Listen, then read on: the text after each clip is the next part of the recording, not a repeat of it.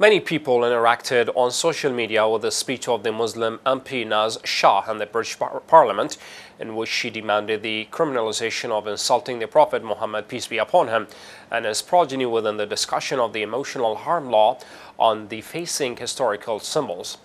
Tweeters commented using the hashtag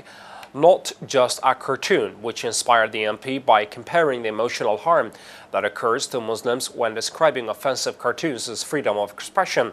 and the destruction of statues of British historical symbols such as Winston Churchill and others. The Muslim League of Britain praised Naz Shah's speech by saying, "A wonderful speech in which she successfully highlighted that if you argue that Churchill statues are more than just metal, then the caricatures of the Prophet Muhammad, peace be upon him, and his progeny are more than just drawings on paper."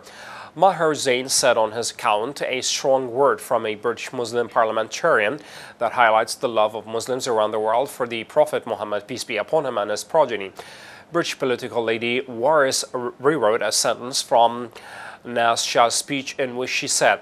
"If the law aims to protect against the emotional harm associated with loss of historical figures, why not include symbols associated with other respected figures? There can be no hierarchy of feelings." MP Naz Shah had said in her address to the British Parliament, "For me as a Muslim and for the millions of Muslims in this country and a quarter of the world's population as well, with every day and every soul, there is not a single thing in the world that we celebrate and honor more than our Prophet, peace be upon him, and his family.